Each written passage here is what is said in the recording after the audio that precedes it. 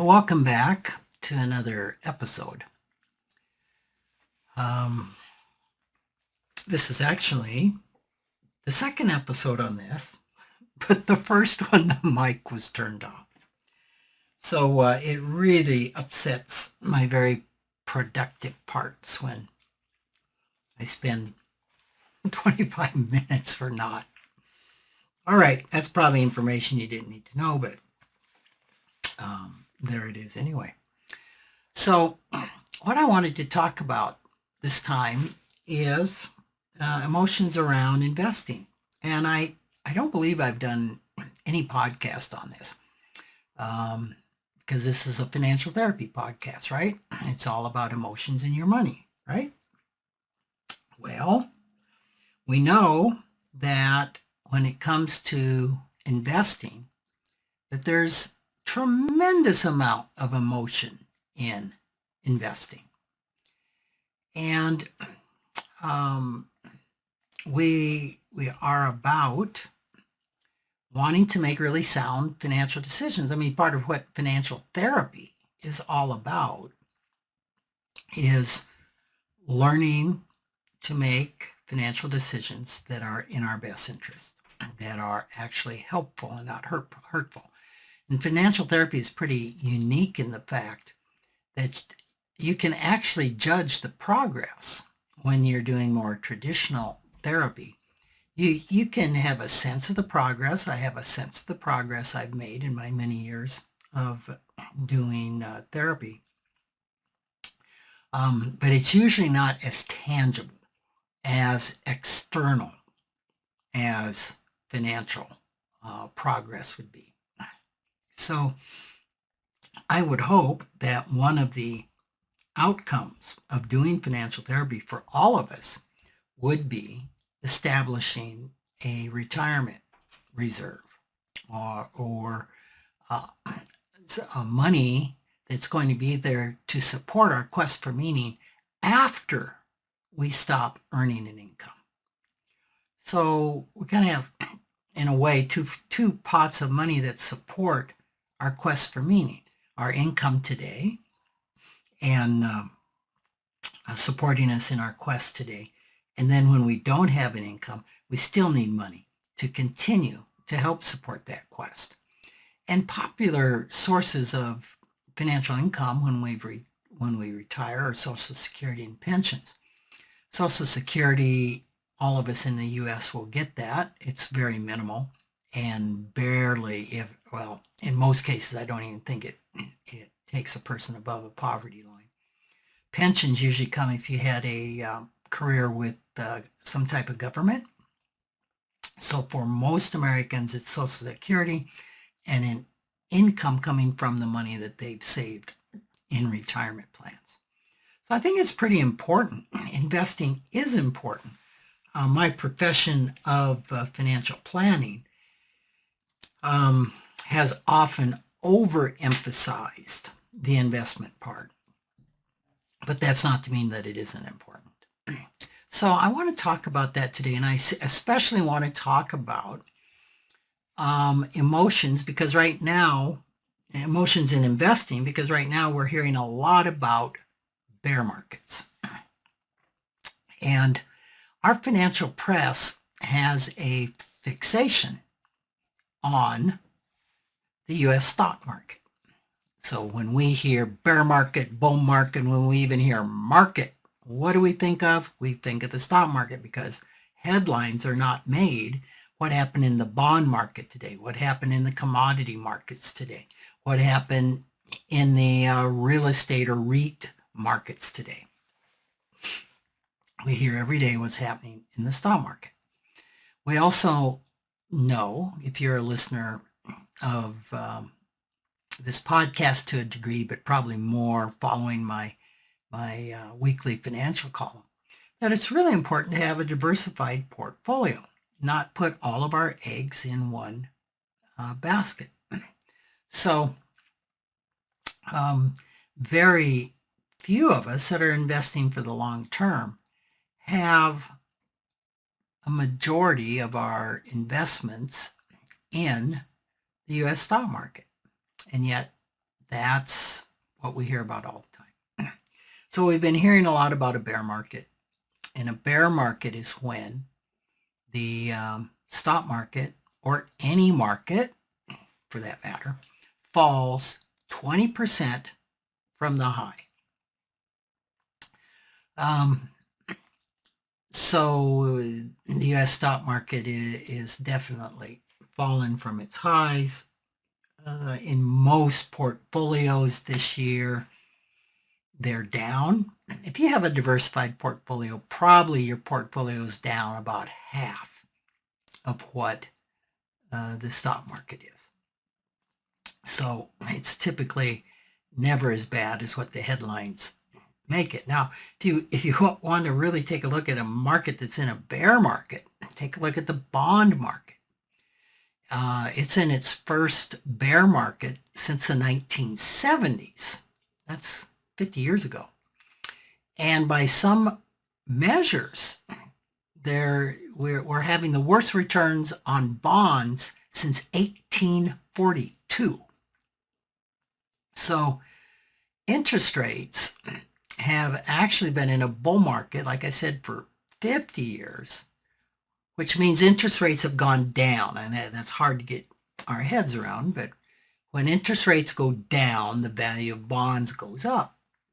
And so interest rates have been going lower and lower and lower for 50 years. That trend is now reversed, and we're seeing interest rates rise, which is bad for your investments in bonds. So for most of us, this is a new experience. I happened to be around in the late 1970s, 1980s. I got my start in real estate during that period of time. And the average mortgage rate was 9%. For a period of time, houses appreciated at around 10. I remember looking at 25-year historical appreciations of real estate, and they were 6 or 7%. And in fact, I remember when a VA loan at 7% was a steal. Like, holy cow, you're kidding me. I can assume a 7% mortgage. And today we're just dumbstruck at 4.5% and 5%, and possibly going higher. So when we have markets going against us like this, when we see our investments going down, when we see our investment portfolios going down, we can have a lot of anxiety. Now, it's not a given that you will have anxiety when you see your investments trending downwards, when you see your portfolio going down. Now, some of you are like, what? How is that possible? How would it be possible not to have anxiety about your portfolio going down? By the end of this podcast, I think you'll understand why that is possible. But nevertheless, there is a ton of anxiety right now amongst a lot of investors. What is anxiety? All right. Anxiety is a feeling, starts as a sensation. For me, it starts in my stomach, and my stomach just knots up. And typically those feelings with anxiety are worry, nervousness, being uncomfortable, an uneasiness. Why? That typically grasps us when we anticipate a negative outcome to an imminent event that we are sure is going to happen. Doesn't mean that it is going to happen. We're sure it's going to happen. Or uncertainty. Uncertainty when we don't know how this is going to end up. All right. So a lot of folks today are feeling a lot of uncertainty with the stock market, with their portfolio, because in many cases they don't know where this is going to end up. I want to maybe give you a little information as we go through this that might help you with your anxiety.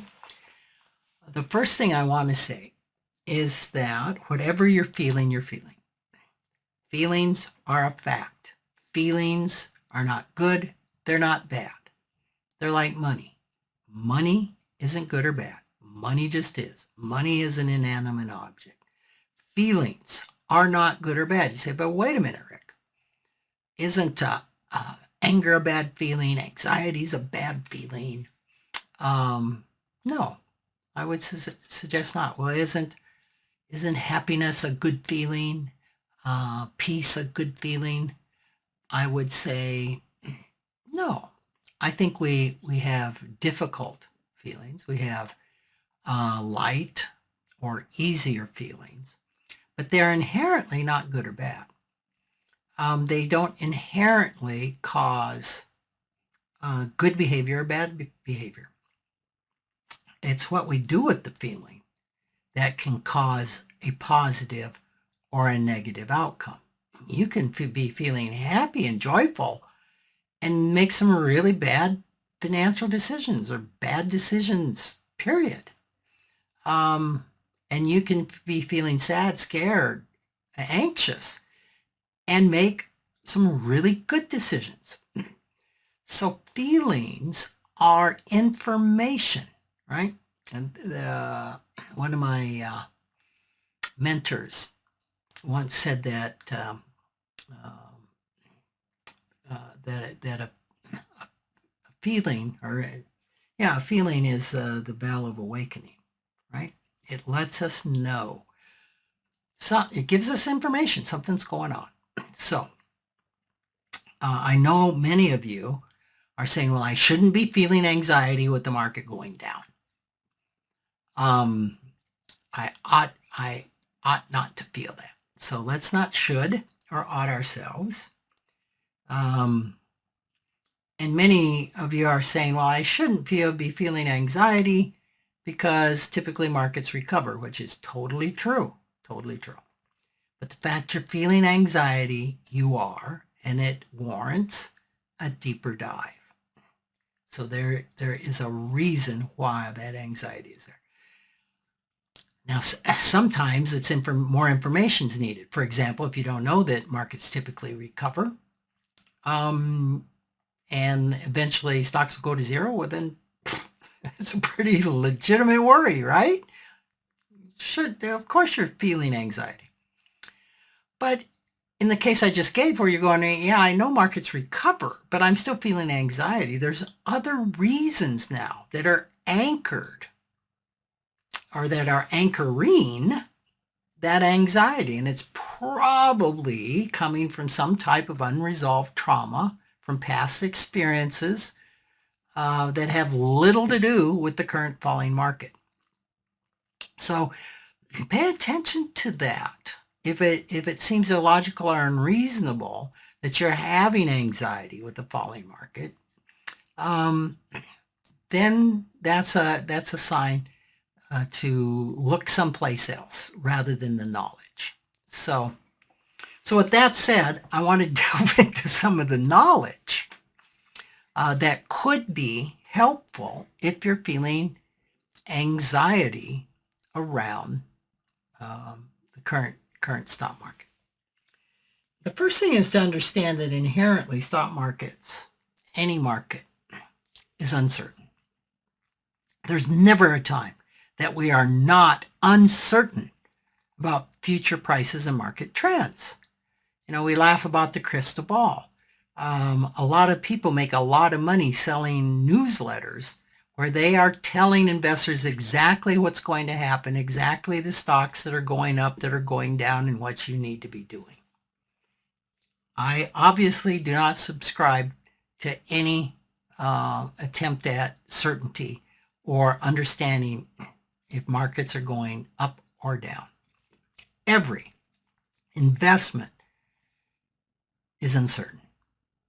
Every one of them. You might say, well, Rick, wait a minute. Cash in the bank isn't uncertain, is it? no, probably the bank isn't going to close and you're probably not going to lose your money, although that's a chance. But what is uncertain is something called inflation. You can have money in the bank and the dollars are not going to go down. But what can go down that you don't see, that's really hard for our brains to internalize, is the purchasing power can fall. So if you had $10,000 in your checking account last year, you need $10,800 because inflation's around 8%. You need $10,800 in your account today to buy what $10,000 bought last year. So that's an uncertainty, isn't it? It's an uncertainty what my money's going to buy in a year, 5 years, 10 years, 30 years. So, and I would submit to you that when purchasing power is stolen, especially from money, from cash, money in the bank, that money's lost forever. Very, very little chance. Only if we had deflation would that money ever be regained. The flip side is when you have money in stocks, bonds, real estate, commodities. Even though that money, you can actually see it go down, as in many cases we're seeing now, it has a chance to go back up and to recover and to even keep pace with inflation and protect its purchasing power. So uncertainty is in the markets. Markets go up, markets go down. Volatility is inherent.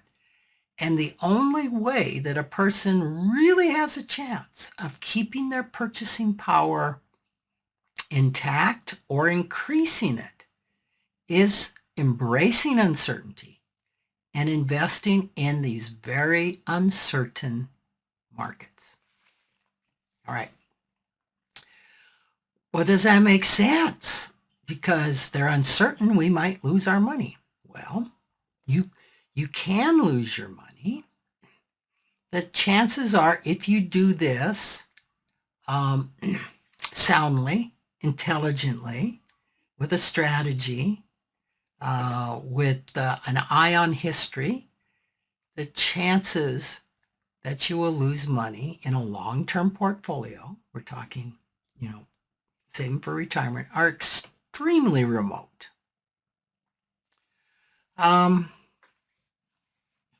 One of the things that these parts of ourselves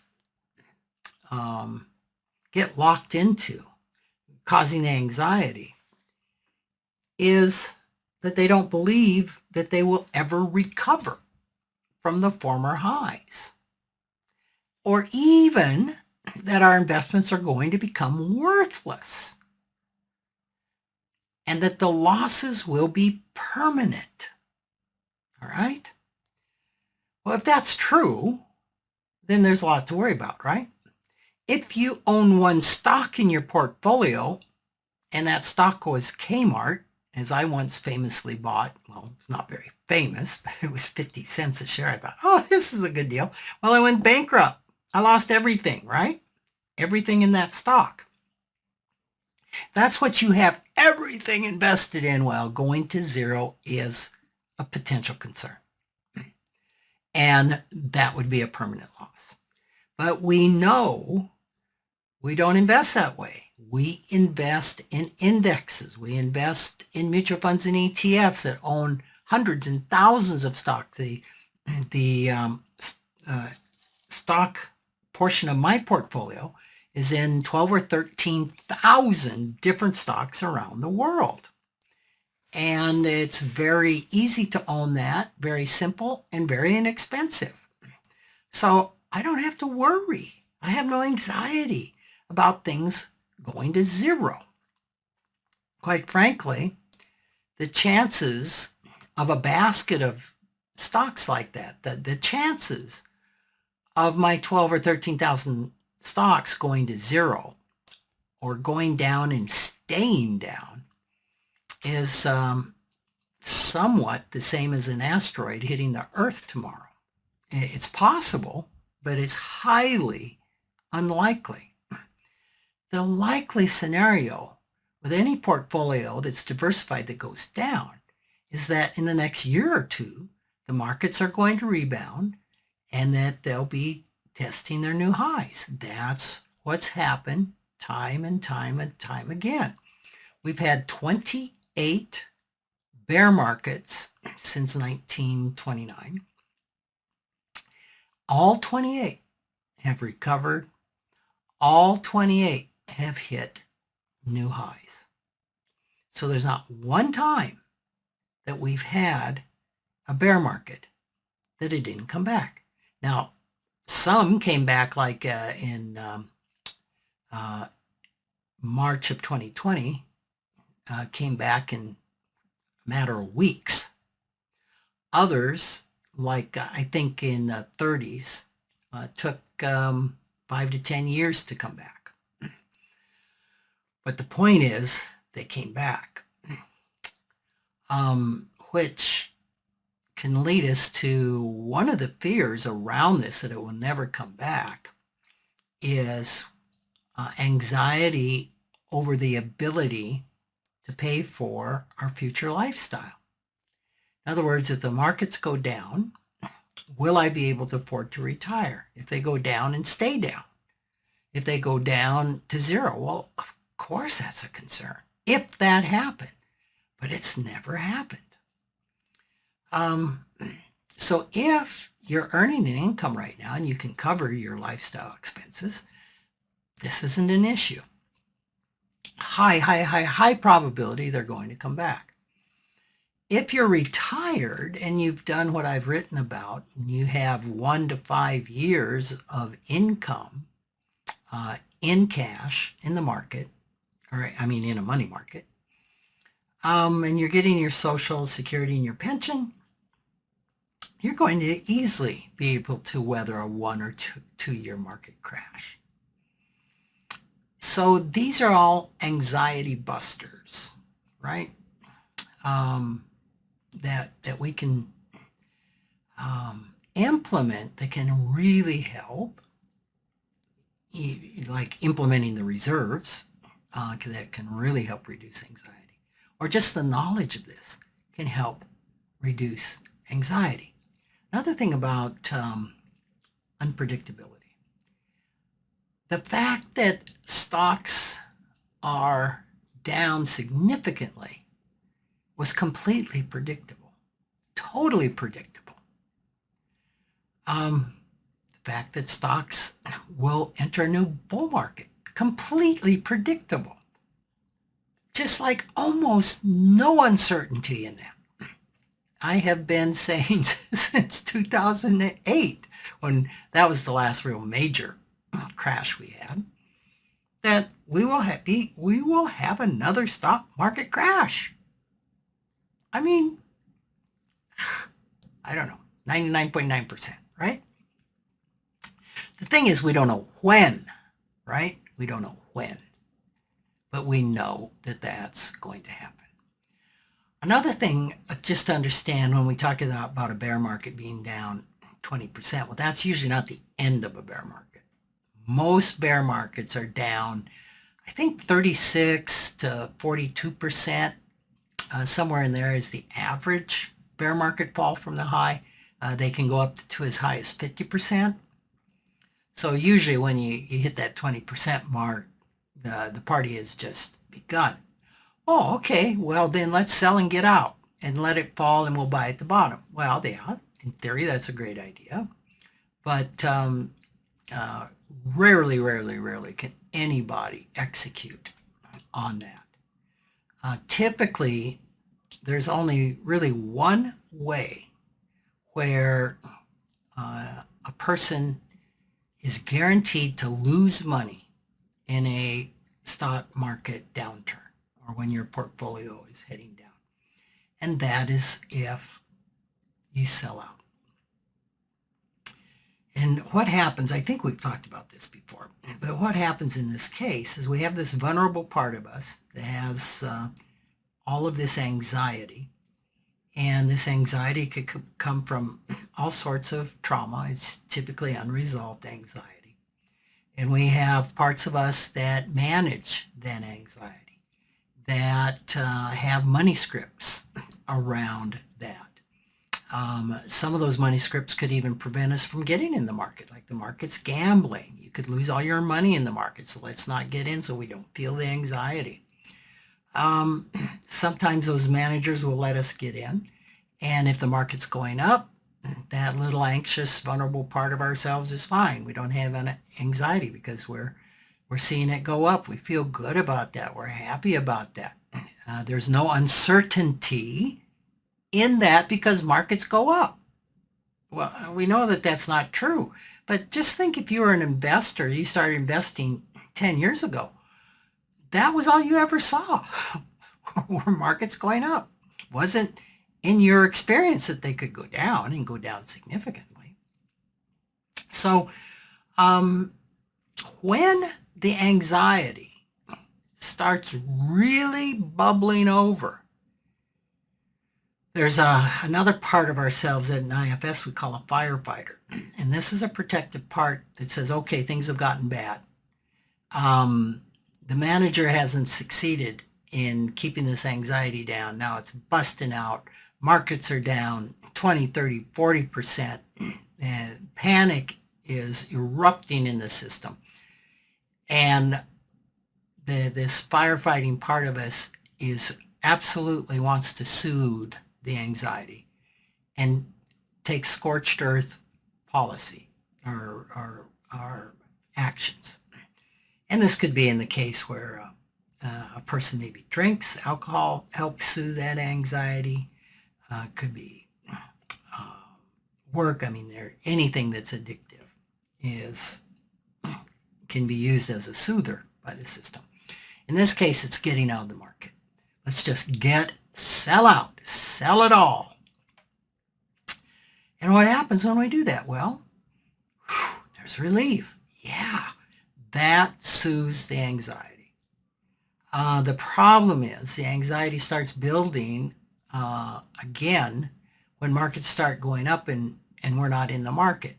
And it's this, well, maybe it's not time. And then maybe we see the market go down again. Okay, good. I'm glad I didn't get in. And it goes up. By the time the markets are at new highs, we are super anxious, fear of missing out, FOMO, fear of missing out, and anxiety can get us back into the market at precisely the time that within a few months it starts going down again. So that's the losing roller coaster of how anxiety that is unresolved can just eat our lunch with these parts that are just trying to deal and manage with this anxiety. Because when we get back in the market at a high, we feel relief. Oh, good, at least we're back in. So this is the roller coaster that's going on. And what we really want to address. So markets are uncertain. We need to work with that part of us that is anxious and help it to really resolve that anxiety so that our managers don't have to be so rigid, don't have to be trying to shut down that anxiety. Because ask yourself this, if markets went up and if markets went down and you didn't feel any anxiety, how would that be? There'd be nothing to manage there, right? And that's possible. So there are some of us that have every reason to feel anxiety when markets go down, and those are people who need the money that's invested right now. They've got the money in the stocks, it's going down, and they need that money right now for whatever expense, college, buying a house, whatever it is. They will lock in their losses. The only way that you lose money in a down market is if you sell, or you have to sell. For the rest of us, hopefully this is helpful, and hope that it brings some solace to your anxious parts.